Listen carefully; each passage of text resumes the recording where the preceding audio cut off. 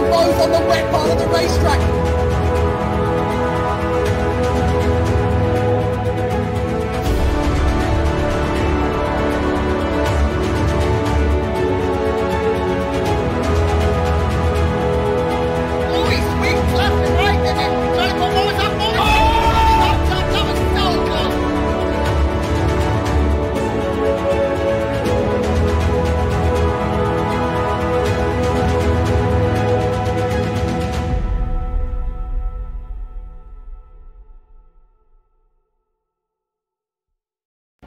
I'm James Kirk.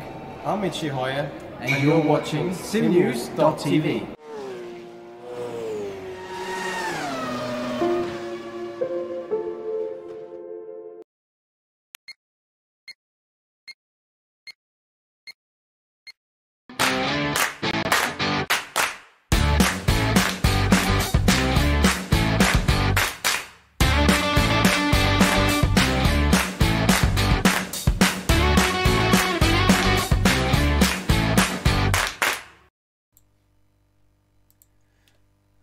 Welcome, all you GPVWC fans, all you WTF1 guys, everybody in the internet. Hello! We're kind of back. It's a new year. Yes, we've already had a show. Shush. This is round one show, new season, all that kind of thing. New settings, new graphics, bits and pieces going on. It's going to be a little rough around the edges because it's first time and I've sort of rushed it a little bit and I apologise, but we'll get there. The important parts are sort of from round two as we get on. Thank you to everyone joining us already. I know it's quite late, particularly for some of you elsewhere in the world. So we've got a good few people. Hello, Dennis Jordan, Alex Skinner, Mr. DNF himself, Michael Les. We've got Stefan Rule. We've got loads of people on here. Fantastic to see you all there and get chatting in there because it is one of those shows we can interact. Yes, there's a small delay, so I will get round to you if you ask a question. I'll try and get it across there. So I'm the Scrutineer. I'm Mike Pittman. I'm here for simnews.tv, working on behalf of GPVWC, really. We're talking everything there is to know about the Super League, the closest thing you can get to a real team esport sim racing thing. We'll work on that, shall we? We'll work on that. But it's such a team game, it's the closest you'll ever get in a sim racing environment to actual team Formula 1-esque styley stuff. But we're here. As it says in this corner, Australia is round one, as it traditionally is. Everybody will be pounding in those laps like mad because we race on Thursday. I know you've been missing us on a Monday night. What have you been doing with your time on a Monday? What's Christmas? What's New Year? Who cares about that? The Scrutineer is back. We shall have a good laugh on here. Thank you very much for joining me. Yes, it's round one. And as traditional, it's equal cars for round one. So you may be thinking, what on earth do we have a show for? Good point. Well, I'm going to try and fill it as much as we can with a little bit of info for some of you guys who may not have tuned in before, maybe new to the series, may want to know a little bit more going on. We've got some interesting new graphic bits to try out, we've got interviews, we've got bits and pieces happening. There is stuff that changes, but round one is very much all about drivers. The cars, this is the only round the whole time where you have got completely even cars. It never happens in GPV after that, because from round two onwards, teams will put development on the cars. So like Formula 1, Super League has car development, it has engine development as well. So no two teams really end up the same, even if it's a little bit percentage difference here there. Does mean it can be can be made up by the driver still, but it does has little elements to it, particularly around strategy and tyre wear and everything else can all be impacted just by all these upgrades and everything else that happens. It doesn't happen quickly, it happens over time, over the whole course of the season, which is what we talk about in this show, really. We talk about everything that's predicted ahead of time.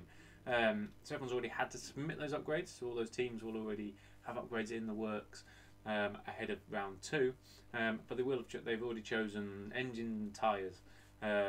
So at this stage, quick sort of refresher for you guys that aren't the regulars. I know we've got the regulars in the chat. Nice to see you all there. 24 of you. What on earth are you all doing up at this time? Nice to see you all though. We could have a grid. Should we have a race tonight? That'd be good. Let's not though. I might crash a lot. So a few little bits we have covered before. We'll quickly highlight them. So we've got the calendar. Ooh, this side. New place, not knowing where I am exactly.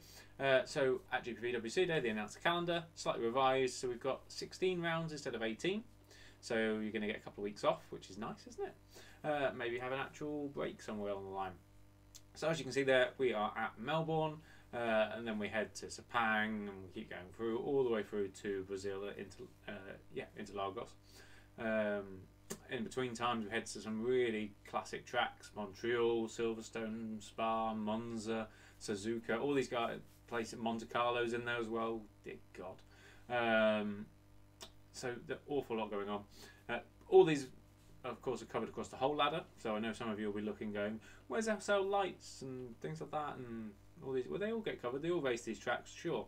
But we're talking top level here. This is the Super League where everyone aspires to be at, and hopefully someday everyone will get their chance to be there. But that's a ladder. I like the calendar this year. It's going to be interesting to see how we get. Only 16 rounds is quite useful. Formula One's extending its calendar. We're cutting ours back.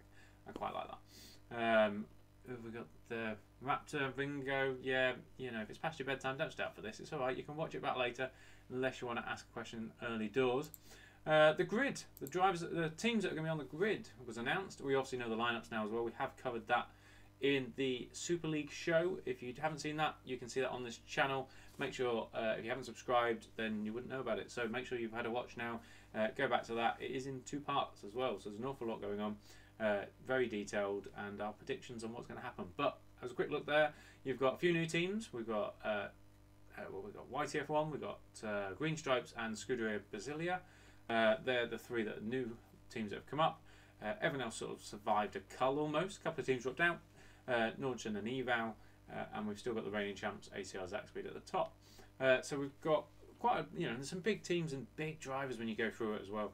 When we actually got the driver list up, it's very, very competitive season this year.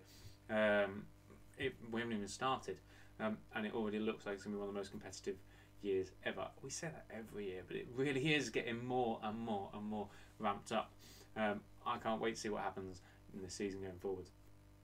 So on this show, we'll normally cover. So if you're going to watch this as a regular thing, and I hope you do, I hope you all join me every 2 weeks.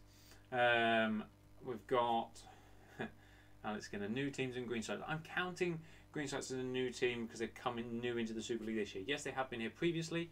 They may not want to ride on the back of that. Let's be honest. Let's count them as a new team, new start. What was I saying? Yeah, so in this show normally we would cover all the car upgrades from all the teams. We would cover all the engine upgrades from the 4 engine manufacturers that the customers have also bought from. Think F1, Mercedes, Ferrari, Renault, that Honda, that side of things, and all the other teams have bought those engines. We also then have engine choices, so they have to get through the whole season, ideally on 6 engines. They can use up to 8, but they take monetary and grid penalties for that. And then there is the tyre choices as well. They have to bring 3 compounds to a racetrack out of the 5 that you can select. We'll come on to that a little bit later in the show, but that'll be what we cover week in, week out. So, although we can't do any car upgrades, we can still have a look at the car and get to know about it and what's happening. So we're going to move into our first segment. Hey, do we like that? I like that. We'll work on it. Not smooth enough yet, but we're getting there. So car development, car upgrades, whatever you want to call it, we are heading into that. So yes, it's true that there is not going to be any car upgrades on the this round at all, but people have submitted car upgrades. So what have they submitted? What's changed? Why is the mod very different to last year? What can we expect to see, basically? So we've got, let's have a quick talk through the car and what you can upgrade. So we've got a total car. This is the Super League car. Broken down into different bits. So here we are, we've got the main body. Within this main body, you can upgrade certain areas, including, for example, the diffuser downforce. You can include dirty air on the diffuser as well, and you can do weight within that section. So on our, let's put that back up again for you. So yeah, you've got diffuser, which has been a very big favourite of teams in the past, so could quite likely be used this year. The dirty air, not very much been used, but you never know, different mods, different things can come into effect. Reason you do the downforce, when you were saying we upgrade these areas, they actually change the mod files.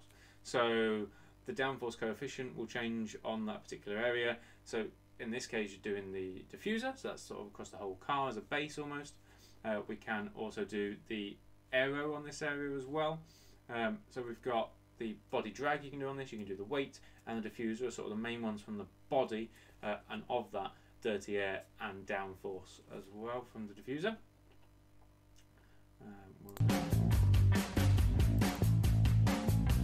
Used to all these new graphics and stuff. We then also got the rear wing we can now look at. So we then thought, what can we do with the rear wing? Obviously a very important area. So we've got 3 different areas you can upgrade on the rear wing. So you can do drag, so that's the aero, the downforce itself, or the dirty air again. So just those 3 areas all separately. You can only upgrade 2 areas at one time anyway. So if you wanted to do downforce on the rear wing and I don't know, the dirty air or the weight, for example, something like that, then you can do those areas, but you couldn't do, for example, all those 3 on the rear wing at the same time. You have to factor in lots of different bits. So you've got you've got the, yeah, I'm just seeing what's going on in the chat there. Turn down the music, a bit loud, are we? Alright, you say so. Alright. Somebody's not very happy, are they? Let's get your music down somewhere. Music on the actual things on this. Yeah, can do. That should be better, I think, shouldn't it? Apologies. Like I said, some little bits that we'll be going through as we get. You're going to end up with one more loud bit now, so be very careful, guys, with your ears. So apologies. The other area that you can still do is the front wing. Get rid of that. So front wing then we'll do for you. So the front wing, like the rear wing, you can also do the dirty air, the downforce, or the drag. All these areas can be developed throughout the season. You can develop it as much as you want. We've got, most people have chosen not to do dirty air. Madcape traditionally do a front wing dirty air. It just seems to be their thing now. They've done it for a couple of years. So yeah, but downforce and the drag side of stuff has been very important. So we've had what going on? So they're the sort of key areas you can do basically. So you've got an awful lot of downforce, you've got aero, you've got dirty air across the thing, and you've got weight and diffuser. So the main factors you can do everywhere. What people are going to do yet, we really don't know. Obviously no one's going to let us know at this stage. Understandably, it's like walking into Ferrari and saying, what are you developing next? They're not going to tell you.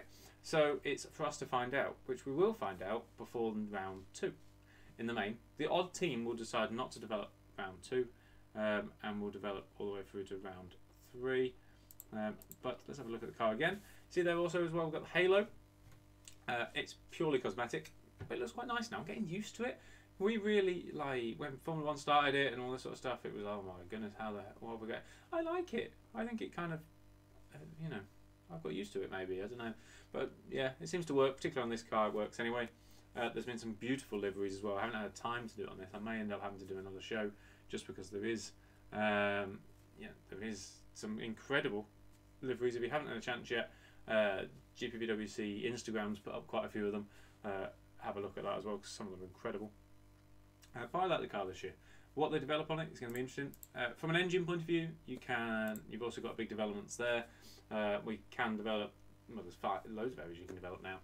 You can develop the boost, you can develop the brake horsepower, you can develop the fuel efficiency, you can develop the reliability and the resiliency. I'm sorry. Those 2 are to do with how much the engine wears, because like I said, you have to get them to survive a certain amount of time. All those factors will come more into effect as we go through. We've spoken in previous shows as to how, you know, if everyone chose the same development, it doesn't all develop at the same time either, or due to the staff that they've got on the books that we've done through a whole bidding process. I'm not going to bore you with the bidding process right now. For me, it's really exciting actually when you look through the bidding process, and that's really how sad I am. But for you lot watching, it's not going to matter too much to you. All you need to know is what the people are developing. There may be 1 or 2% in it for that reason, and pit stop times may be ever so slightly out from each other as well.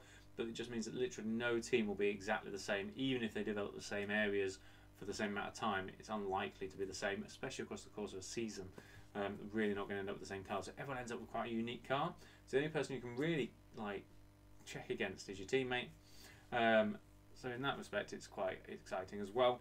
You'd never get quite a clear picture though, apart from round 1, as to where the drivers sit.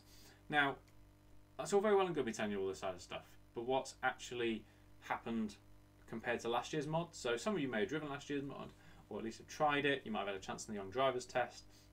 Hopefully you've tried this year's mod as well. You can it's free to have a try at.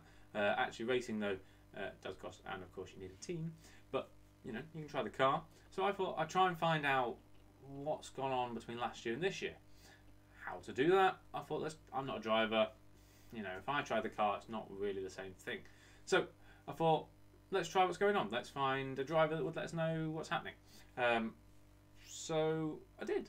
I went out and found a reasonable one, I thought. I apologise straight away because this has been recorded literally within the last hour or two. For the audio, we will fix this up because we are going to put this out as a full interview, but just give you a little taste briefly now. I've been very lucky to be joined here by one of the potential stars of the season this year, who knows, Mr. Jerome Quiegel. We've had, well, if anyone is into sim racing at all, you will know who this guy's name is. You will have seen him elsewhere. He's been racing here last year as well at GPV in the Super League. So we welcome him here now. Hello.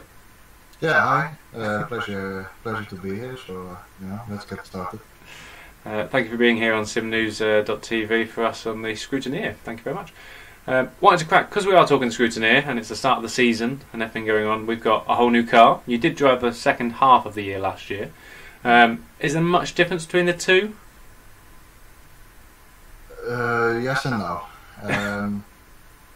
I reckon there is quite a bit of a difference in terms of difficulty to drive. That was something that was quite noticeable at first. When I stepped into the car, the previous mod from last year, it was very easy to get used to it, and the driving was incredibly easy, especially on power. That was the thing that I noticed. You could plant it and it would go, you know, without any problems. Not necessarily a fan of that, but that's a different story. I think that has been changed quite a bit with this mod. There's a bit more of throttle control management that you have to do, really. It's more difficult, it's more fun in my opinion, because as we know, with these modern F1 cars, they tend to be quite, you know, difficult with the amounts of torque that they have. And I didn't really feel that being translated in the last mod, but in this mod it definitely is there a bit more, which I think is good. So this one feels more realistic in your view, that side of stuff, or you imagine it would be? I mean, not that you've driven an F1 car, but yeah, I mean, if you take the example of the iRacing McLaren Honda thingy from 2015, you know, that's quite next level in terms of torque that you can really feel. And when you plant the power down, even if it's just a little bit, the car will spin on you. It's definitely not that level with this mod that we have for GPVWC, but nonetheless, compared to last year, it's in my opinion a big step forward, both in terms of realism and in terms of fun factor as well, I think. And last year as well, many people were really closely matched to each other in terms of pace, and I think that is a bit due to the mod as well, because it was quite easy to drive. I think maybe because it's a little bit tougher, maybe the gaps will be a bit bigger. Maybe not at the beginning of a stint, but towards the end of a stint, because tire degradation, of course, is a key factor as well. So we're thinking tyre management will be the one that sorts out the men from the boys in this mod then? I kind of hope so. I don't think it really will be, because, you know, most races I think will be a 2-stop, maybe a 3-stop, but you know, a 1-stop is quite often quite tough, I reckon. But you know, it's nice to have a bit of tire management in there as well, because it gets really down to the driver a little bit more. So that was a small glimpse for you guys there. Look, what better way to know a little bit about the two mods from last year to this year than somebody who kind of knows what he's talking about. This is a guy who races across multiple platforms, has won big titles as well, and been in some big races. And he's here racing at GPVWC for a full season, we're told, this time around. You know, and you can find all that. We're going to release this video within the next 48 hours. We've got a full 20-odd minute interview with the man himself here on simnews.tv. Anyone else? You know, we'd love to get more and more drivers involved.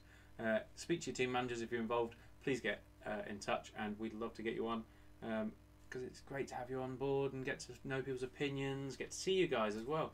You know, get that name to that face. It's fantastic. So Drew Quickle, you know, he's been champions in places, and now he's driving for Mad Cape Racing. You know, he drove a little bit there at the end of last year. This time around, driving there properly. So thank you very much, Jerome, for doing that, and we shall put up the interview with improved sound within the next 48 hours here on simnews.tv and on GPVWC. So make sure you subscribe to be able to get that firsthand. So thank you very much to him. Okay. Let's get rid of them. So we're not, you know, there's no point in us doing engine choices now at this stage because everybody's got fresh engines because it's first race of the season. Most people will have chosen probably engine 1, which is fine and helps me no end. Adonis, I'm looking at you. You're going to have picked engine 7 and 6 or something ridiculous like that, or 6 and you did 5 and 3 last year just to throw me off for round 1. You know, thanks very much. Anyone in the chat? There is some drivers in the chat. You know, if you wanted to come forwards, that's fine. We did ask for people in the managers chat.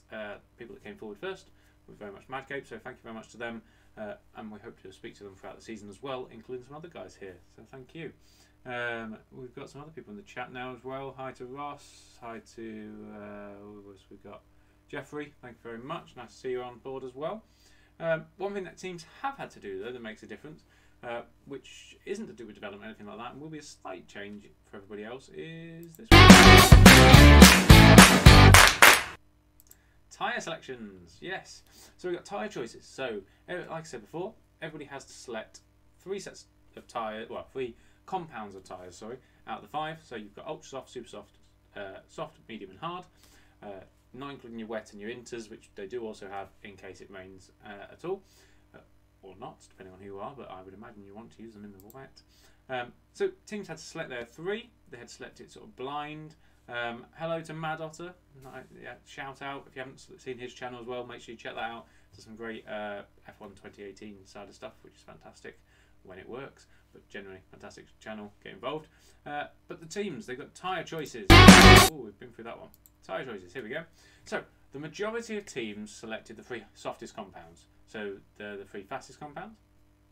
Yeah, by the way, you may not have your ears. Sorry. So we've got ACL Zack Speed, Edge, Evolution, Epic, Hawkeye, Red Archer, Flag to Flag, Adonis, Missouric, Storm, Red Bull Street Fighter and Green Stripes Racing all selected the 3 softest compounds. I'm just keeping you all awake, guys, with the loud noises. Just to wake up. I know it's late. Come on now. Some people have gone slightly differently to that. We then go with Scooter Pizzilia, the new guys out there. They've still gone with the 2 softest compounds. They've still got the ultra softs and the super softs, but instead of having the soft tyres, they've got the medium tyres. So they haven't got that soft option, but they've got a medium tyre which would last longer potentially. You've then got Mad Cape and WTF1. They have gone with ultra soft, so everybody's got the ultra soft, normally the qualifying tyre, so everyone's got that. Sometimes we've seen when people have back of the grids, they don't select them. Interestingly, less back of the grids this year, so potentially less people may definitely pick ultra soft every time.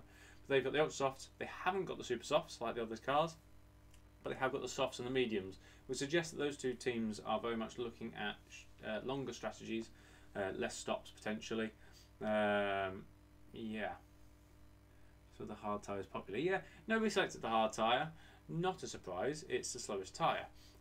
Would last longer, obviously, but we might see some people during the season try it. We have seen people try it last year, particularly around streets of Monaco or Risto Cap. It did try it at Australia last year, so there was some places where you could try it. So far this year, though, looking at that, all bar 3 teams selecting the 3 softies would suggest that's probably the way to go. That said, I'm interested to see what these bottom 3 teams do here, and if they're doing longer stints potentially, can really mix it up with some of these guys at the top as the race progresses. So we've got that strategy element that we really need to look at. We don't really know how long these tyres last yet. Nobody's given us that indication. We've had pre-season testing, but that is worthless. We don't know. You know, no one's going full pelt. Everyone's just trying to hit the lap targets. Nobody's really showing off that much, and if they are showing off, they're just doing hot laps. That's qualifying, so they're on ultra soft tyres. We did have rain as well on some, so it's not really worth looking into at all. So we will not know what the best tyre choice is until Thursday night. So you're going to have to tune in and watch out, basically. Watch what's going on. Easy enough, isn't it? One other thing we do have as a small factor, which we're going to build as we go through into, as we're going to factor in on this show, I think more, is the weather. So we're at Albert Park, we're in Australia, and it's going to be a bit cloudy if anything. So now, if anyone has watched Formula Challenge last week, they may know that means absolutely nothing, because it was sort of a similar-ish forecast there, and it bucketed it down just before qualifying. So we might get more of an indication as to what it will be like once we see the support races effectively over the next 2 nights, which you can see here on simnews.tv on GPVWC's YouTube channel. So you can watch the Super Cup, and that is now tomorrow night. You've also then got the Super League Lights, which will probably be the one to watch. I would imagine an awful lot of Super League drivers and teams will be watching that race, because it's basically the same car as a Super League car at this stage of the season. Yes, a shorter race, so there's a few factors there, but actually particularly around the weather and how it changes this year, because we are getting our data from a slightly different source this year, due to licensing elements basically, and what data is available to us. So it's slightly different, and so teams are still learning exactly how quickly things change, where the data comes from, what's happening. So that's quite an exciting element to play into, particularly if it is a bit more random element, like, or if it's more sensitive to a random element like we saw in a Formula Challenge last time round. So we'll build this forward. There'll be some tracks where this will be more and more important, and more clear, and we might be able to predict slightly. Slightly difficult doing this on a Monday, I'll admit, because we are talking Thursday. Even the weather reports get that wrong. But hey, we're not really ones for facts and figures. It's only the Scrutineer. We shall just try our best and have a prediction. God help me. So we'll try weather. Yeah, why not? So, just to quickly highlight, the race is on Thursday. Yes, qualifying starts at 7:30 Greenwich Mean Time. Work that out for wherever you are in the world. Race starts at 8. You can see it all here on this channel. Make sure you're subscribed and hit that bell notification to make sure you see all the live shows, including the support races over the next couple of nights. It is also going to be available on the WTF1 Facebook page, amongst other places that will end up sharing it around, no doubt. You won't be able to miss it. I will not be missing it. I'll be on the pit wall. You can then also catch us for the overcut. So Sim News also brings you that straight after. So you've got the broadcast, give it about half an hour after that, normally about 10:30, similar time to this. On the Thursday night we have the overcut, which is more of a radio show, but is all the elements of drivers. You can join in, you can get on and actually talk to us through Discord. We'll put you on the show, interview you a bit, find out what's going on, if you've had a great race, if you've had a poor race, what could be better, what's happened, what can we really do about it. Unfortunately, Lee won't be on that one. I know you're all going to be so disappointed, so apparently I've been dragged in again. But me and Ben Hole is going to still be there, so I'll let him take the lead, but I'll be helping him and supporting him along the way. So I'm sorry if you're sick of me, but Lee will return, just currently for this one-off. Going to be me, with Mr. Ben Hole, so enjoy that one. We got on really well last year, didn't we? Let's see how it works after Thursday. Fingers crossed our cars don't come together. That could be quite a interesting broadcast otherwise straight after. Always exciting because you get some great feedback and some great opinions straight after a race, particularly from the guys that have had crashes or elements that they're not quite so happy with, which there always is somebody who's never quite so happy with it. So that's the overcut on Thursday straight after the race, so enjoy that one. We've got loads going up on simnews.tv, so like I said before, make sure you subscribe. So we've got all the races from GPVWC, every single race this year across all of the ladder and the support series we've got here live.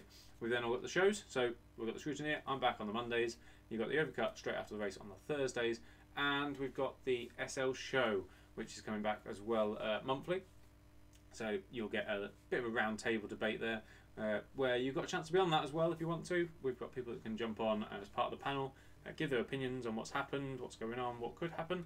Remember, if you really want an in-depth view of the season coming up, including the drivers' predictions, including Mr. Will Panisi, of course, actually involved in Formula 1 through Racing Point, then do have a look and have a watch of that. There's 2 parts of that on this very channel you can look back on.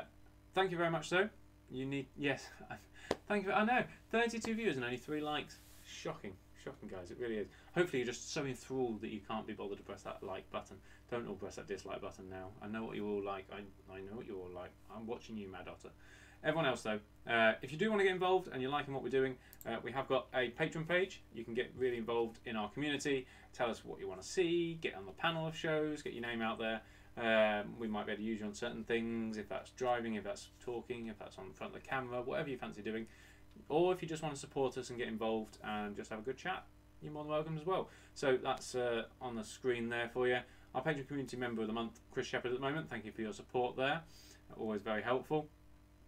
But we will see you. I will see you on Thursday for the overcuts. So thank you very much, and I shall catch you on the other side.